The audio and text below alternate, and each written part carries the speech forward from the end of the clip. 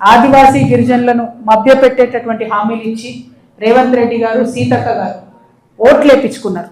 అధికారంలోకి వచ్చిండ్రు కాంగ్రెస్ పార్టీ. ప్రతిదానికి అడిగిన దానికి కాని దానికి రేవంత్ రెడ్డి గారు ఏం చేస్తాడంటే, ఇగో నేను శ్వేతపత్రం ఇస్తున్నా, నేను శ్వేతపత్రం ఇస్తున్నా అని ఇస్తాడు ఆయన. ఇవాళ నేను డిమాండ్ చేస్తున్నా సీతక్క గారిని, రేవంత్ రెడ్డి గారిని, ఈ రాష్ట్రంలో మీరు అధికారంలోకి వచ్చిన 2 సంవత్సరాలలో ఆదివాసీ గిరిజనుల కోసం మీరు ఏం చేశారో శ్వేతపత్రం ఇవ్వండి. ఎంత డబ్బులు ఖర్చు పెట్టారో మీరు శ్వేతపత్రం ఇవ్వండి. నేను ఒప్పుకుంటాను, సమ్మక్క సారలమ్మ దగ్గర మీరు శాశ్వతంగా గద్దెలు కడుతున్నారు, మంచిదే. కానీ గద్దెలు కట్టడంతోనే రేపు పొద్దున కల్లా ఇండ్లలో మార్పు రాదు కదా.